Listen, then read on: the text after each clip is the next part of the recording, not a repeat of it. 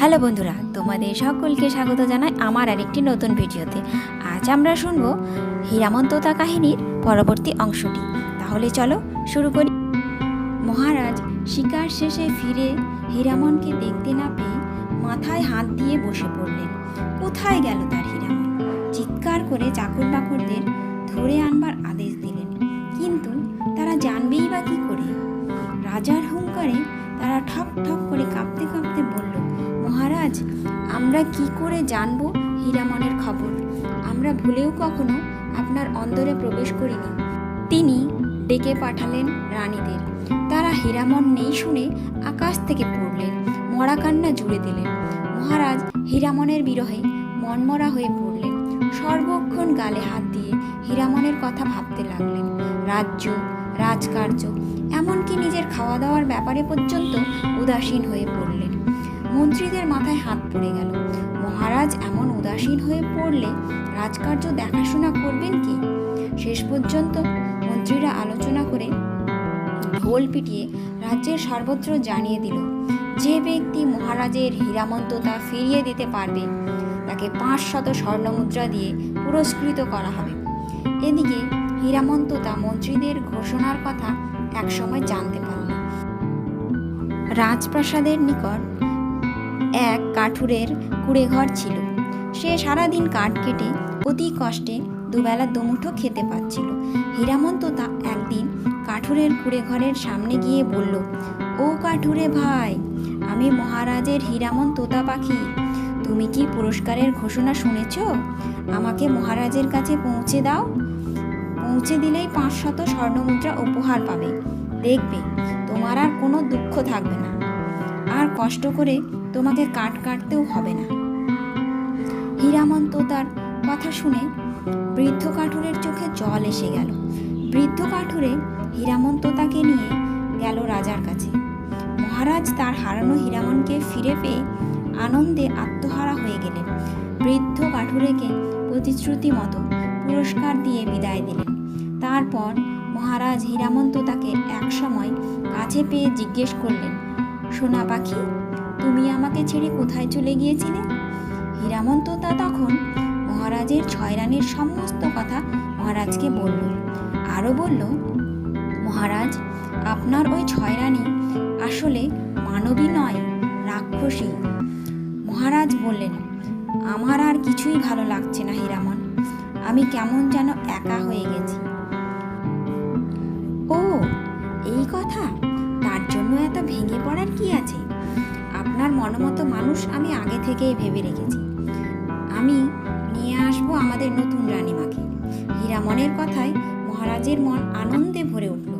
ব্যস্ত হয়ে বললেন তিনি, কে সে হীরামন? কোথায় থাকে সে? 7 সমুদ্র 13 নদীর পারে। আমি আপনাকে নিয়ে যাব সেই স্বর্ণকেশী গৌরবর্ণা রূপবতী রাজকন্যার কাছে। তবে একটা শর্ত আছে। কি শর্ত হীরামন? আমি যে কোনো শর্তের জন্য তৈরি। মহারাজ, আমার প্রথমে প্রয়োজন একটি পক্ষীরাজ ঘোড়া। পক্ষীরাজ ঘোড়ায় চড়ে আমরা অল্প সময়ের মধ্যেই সেখানে পৌঁছে যাব। এক্ষুনি আমার একটা পক্ষীরাজ ঘোড়া চাই। মহারাজ অবাক হয়ে বললেন, পক্ষীরাজ ঘোড়া? সে আমি কোথায় পাবো হীরামন? আমার আস্তাবলে অনেক ঘোড়া আছে, তুমি তার মধ্যে থেকে যে কোনো একটা ঘোড়া বেছে নাও। হীরামন বলল, ঠিক আছে, আস্তাবলে চলুন। মহারাজ হীরামনকে নিয়ে আস্তাবলে গেলেন। হীরামন সারি সারি ঘোড়া পরখ করে দেখে একটা ঘোড়ার সামনে দাঁড়িয়ে বলল, মহারাজ, এই ঘোড়ায় করেই আমাদের যেতে হবে। পক্ষীরাজ এই একটাই আছে আপনার আস্তাবলে। হীরামনের কথায় মহারাজ বিরক্ত হয়ে বললেন, দিন দিন তোমার মাথা খারাপ হচ্ছে হীরামন। আস্তাবলে এত সুন্দর সুন্দর ঘোড়া থাকতে তুমি কিনা পছন্দ করলে এই একটা অর্ধমৃত ঘোড়াকে? এখন দেখছি আমার 6 রানী ঠিকই বলেছিল, পাখির কথা শুনে কাজ করলে একদিন আপনাকে বিপদে পড়তে হবে। তোমার কথা শুনে আমার 6 রানীকে হত্যা করা উচিত হয়নি দেখছি। মহারাজের কথায় হীরামন তোতা একটু বিচলিত হলো না, বরং মিষ্টি গলায় বলল, মহারাজ, আপনি আপনার শর্ত থেকে কিন্তু দূরে সরে যাচ্ছেন। আপনি কিন্তু বলেছিলেন আমার নির্দেশ অনুযায়ী কাজ করবেন, কোনো সময়ে প্রতিবাদ করবেন না। আপনি যে ঘোড়াটিকে অর্ধমৃত বলে তাচ্ছিল্য করছেন, একেবারে অযত্নে এর চেহারা এত খারাপ হয়ে গিয়েছে। এর জন্য দায়ী আপনার আস্তাবলের রক্ষকরা। মহারাজ, কথায় আছে, জহুরি রত্ন চিনতে ভুল করে না। আপনি আমার কথা মেনে এই অর্ধমৃত ঘোড়াটিকে 3 মাস একটা নতুন পরিষ্কার পরিচ্ছন্ন আস্তাবলে রেখে ভালো খাবার দিন। দেখবেন 3 মাস পরে আপনি এই ঘোড়াকে আর চিনতেই পারছেন না। মহারাজের মনে পড়ে গেল, তাই তো হীরামনের সঙ্গে শর্ত হয়েছিল, হীরামন যা বলবে তিনি ঠিক তাই তাই পালন করবেন। মহারাজ অনুতপ্ত কণ্ঠে বললেন, আমারই ভুল হয়েছে হীরামন, এখন থেকে তোমার কথা মতো চলব। আর আজই এই ঘোড়ার জন্য আমি নতুন আস্তাবল তৈরি করে এর পরিচর্যার ব্যবস্থা করছি। 3 মাস ধরে মহারাজ দিন রাত ওই ঘোড়ার যত্ন আত্মি করালেন, সময় মতো দানা খাওয়ালেন। তাতে আর মহারাজ নিজেই অবাক হয়ে গেলেন। মনে মনে ভাবলেন, হীরামন তো ঠিকই বলেছে, বাস্তবিকই ঘোড়াটা অনেক উচ্চমানের। হীরামন 3 মাস পর ঘোড়া দেখে বলল, মহারাজ, এবার ঘোড়া আমাদের 7 সমুদ্র 13 নদী পার করার উপযুক্ত হয়েছে। এবার আমার দরকার 1 ঝুড়ি চাঁদের মটর। মহারাজ হীরামনের আদেশ মতো 1 ঝুড়ি চাঁদের মটর হীরামনকে দিলেন। একদিন সকালে সূর্য ওঠার আগে হীরামন মহারাজের ঘুম ভাঙিয়ে বলল, মহারাজ, তৈরি হয়ে নিন, আজ আমরা সেই রাজকন্যার উদ্দেশ্যে যাত্রা করব। মহারাজ হীরামনের আদেশ মতো তৈরি হয়ে নিলেন। চাঁদের মটরের ঝুড়ি ঘোড়ার গলায় ঝুলিয়ে দিতে বলল হীরামন। তারপর হীরামন বলল, মহারাজ, আপনি দয়া করে চাবুক নিয়ে ঘোড়ার পিঠে উঠে বসুন, আমি আপনার কাঁধের ওপর বসছি। আর একটা কথা, খুব মন দিয়ে শুনুন, ঘোড়ার গায়ে একবার মাত্র চাবুক মেরে বলবেন, সত্যিই যদি তুমি পক্ষীরাজ ঘোড়া হও, তবে আমাকে এক্ষুনি পৌঁছে দাও 7 সমুদ্র 13 নদীর পারের সেই রূপবতী কন্যার প্রাসাদে। দেখবেন মহারাজ, একবারের বেশি কিন্তু ঘোড়াকে চাবুক মারবেন না, তাহলে কিন্তু সব গন্ডগোল হয়ে যাবে। হীরামনের কথা মতো মহারাজ ঘোড়ায় চেপে বসে ঘোড়ার গায়ে বসে একবার চাবুক মেরে বললেন, সত্যিই যদি তুমি পক্ষীরাজ ঘোড়া হও, তবে আমাদের পৌঁছে দাও 7 সমুদ্র 13 নদীর পারের সেই রূপবতী কন্যার প্রাসাদে। যেমনি বলা অমনি পক্ষীরাজ ঘোড়া মহারাজ ও হীরামনকে নিয়ে সাঁই সাঁই করে উড়ে চলল আকাশপথে। কয়েক মুহূর্তের মধ্যে পেরিয়ে গেল 7 সমুদ্র 13 নদী। মহারাজ এবং হীরামনকে নামিয়ে দিল রাজপ্রাসাদের কাছেই এক বটবৃক্ষের ছায়া। এদিকে বিকেল গড়িয়ে সন্ধে হয়ে গেল। হীরামনের পরামর্শ মতো মহারাজ ঘোড়াটিকে বটবৃক্ষের নিচে বেঁধে রেখে নিজে গাছে চড়ে বসলেন। হীরামন বলল, মহারাজ, আপাতত আপনার কাজ শেষ, এবার আমার কাজ শুরু। এই বলে হীরামন ঝুড়ি থেকে একটা একটা করে চাঁদের মটর দিয়ে সুন্দরী কন্যা যে ঘরে শুয়ে আছেন সেই ঘর থেকে বটবৃক্ষ পর্যন্ত একটা সুন্দর নকশা তৈরি করল। এই নকশা করতে করতেই রাত কেটে গেল। ভোরবেলা রূপবতী কন্যার পরিচারিকারা ঘরের দরজা খুলে দেখে চাঁদের মটর দানা সারি সারি পড়ে আছে। দিনের আলোয় সেগুলো সব ঝলমল করছে। সঙ্গে সঙ্গে সে ডেকে তুলল রূপবতী কন্যাকে। রাজকন্যা প্রথমে অবশ্য বিশ্বাস করেন না। ঘরের বাইরে এসে পা রেখে অবাক হয়ে গেল। সত্যি সত্যি চাঁদের মটর দানা পড়ে আছে। রাজকন্যা একটা একটা করে চাঁদের মটর দানা তুলতে লাগলো। মটর দানা তুলতে তুলতে একসময় পৌঁছে গেল বটবৃক্ষের কাছে। হীরামন সঙ্গে সঙ্গে মহারাজের কানের সামনে মুখ দিয়ে বলল, মহারাজ, এই সুযোগে রাজকন্যাকে ঘোড়ার পিঠে তুলে চাবুকের এক ঘা মেরে পক্ষীরাজকে বলুন আপনার প্রাসাদে পৌঁছে দিতে। যেমন বলা তেমনই কাজ। মহারাজ এক লাফে গাছ থেকে নেমে রাজকন্যাকে তুলে নিলেন পক্ষীরাজ ঘোড়ার পিঠে। চাবুকের এক ঘা দিয়ে বললেন, সত্যি যদি তুমি পক্ষীরাজ হও, তবে আমাদের খুব তাড়াতাড়ি আমার প্রাসাদে নিয়ে চলো। হীরামন মহারাজের কাঁধে চেপে বসল। পক্ষীরাজ সাঁই সাঁই করে আকাশের বুকে উঠে গেল। মহারাজ মনে মনে হীরামনকে ধন্যবাদ দিতে লাগলেন। রাজকন্যা পেয়ে রাজার মনে দুর্বুদ্ধি জেগে উঠল। মহারাজের মনে হচ্ছিল পক্ষীরাজ ঘোড়া খুব তাড়াতাড়ি চলছে না। সঙ্গে সঙ্গে তিনি আবার পক্ষীরাজের গায়ে চাবুকের আঘাত করলেন। হীরামন রাজার কাণ্ড দেখে আতঙ্কে চিৎকার করে বলল, এ কি করলেন মহারাজ? হীরামনের কথা শেষ হওয়ার আগেই পক্ষীরাজ ঘোড়া মহারাজকে নিয়ে মুখ থুবড়ে এক জঙ্গলে পড়ল। এরকম ঘটনায় মহারাজ হতবুদ্ধি হয়ে গেলেন। হীরামন মাথায় হাত দিয়ে বলল, মহারাজ, এবার 3 মাস এই গভীর জঙ্গলে অপেক্ষা করুন। আগের মতো এই ঘোড়ার যত্ন আত্তি না করলে এ আর পক্ষীরাজের মতো উঠতে পারবে না। মহারাজ মাথায় হাত দিয়ে নিজের নির্বুদ্ধিতার জন্য আফসোস করতে লাগলেন। এমন সময় একদল শিকারী সেখানে উপস্থিত হলো। তাদের মধ্যে আবার সেই দেশের রাজপুত্রও ছিল। রাজপুত্র এই গভীর জঙ্গলে রূপবতী কন্যাকে দেখে মুগ্ধ হয়ে গেল। রাজকন্যার সামনে গিয়ে রাজপুত্র বলল, আমি তোমাকে বিয়ে করতে চাই।